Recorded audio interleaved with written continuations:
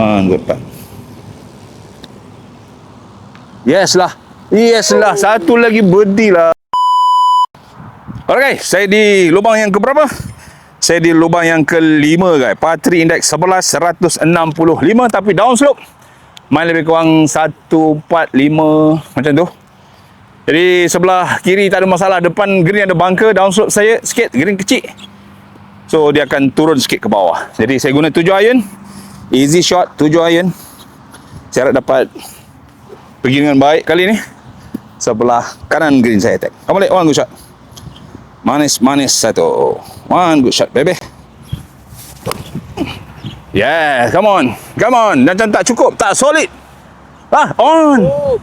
On lah. Macam tak cukup. Nasib baik pakai 7 iron.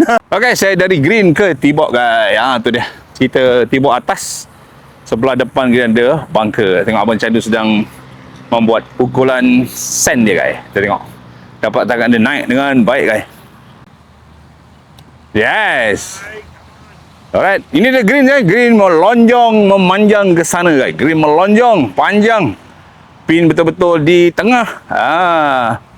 So ini cubaan birdie saya guys. Daripada situ lebih kurang downslope sikit ke sini. Sebelah atas ada satu tier yang singkat, yang ringkas. Sebelah kiri ada bukit, banyak pokok pinang. Sedap di sini sebenarnya, tapi kalau jatuh belah kiri ni saya rasa lembik sedikit lah. Tengok boleh tak saya putt dengan baik untuk putting for birdie guys. Kita cuba satu lagi untuk anda. Alright guys, saya putt for birdie. Kita tengok kali ni apa nasib saya. Saya ambil kiri sedikit, dia sedikit menurun ke sana. Lebih kurang flat je sebenarnya. Tapi dia menurun sikit lah sebenarnya. Saya ambil kiri sedikit, lebih kurang 1 bola setengah gitu. Boleh tak dia masuk untuk cabaran kali ni? Ngambil one good putt. One good putt baby.